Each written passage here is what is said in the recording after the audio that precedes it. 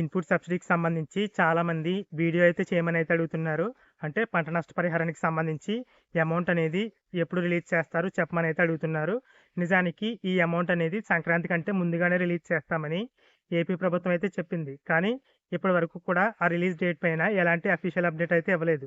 కానీ ముఖ్యమంత్రి గారి షెడ్యూల్‌లో మాత్రం దీనికి సంబంధించి కొంత ఇన్ఫర్మేషన్ అయితే ఉంది.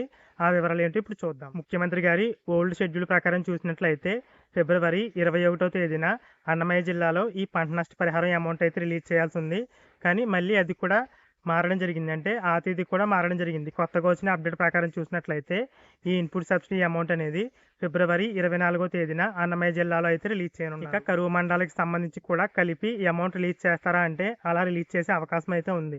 ఎందుకంటే గతంలో సాక్షి న్యూస్ పేపర్లో వచ్చిన ఆర్టికల్ చూస్తే కరువు మండలాలకు సంబంధించి కూడా ఇన్పుట్ సబ్సిడీ అమౌంట్ అనేది ఈ పంట తుఫాను కారణంగా పంట నష్టపోయిన అమౌంట్తో కలిపే రిలీజ్ చేస్తామనేది చెప్పారు. కాబట్టి రెండు అమౌంట్లు కలిపి అంటే కరువు మండలాలకి అలాగే తుఫాను కారణంగా నష్టపోయిన పంటలకి రెండు కూడా ఒకేసారి నష్టపరిహారం అమౌంట్ అయితే రిలీజ్ చేసే అవకాశం అయితే ఉంది. ఇక ఈ క్రాప్కి సంబంధించి చూసినట్లయితే గత అప్డేట్ ప్రకారం ఫిబ్రవరి 15వ తేదీ ఈ క్రాప్ అలాగే ఈ క్రాప్ ఈకేవైసీకి చివరి తేదీ అని అయితే చెప్పారు.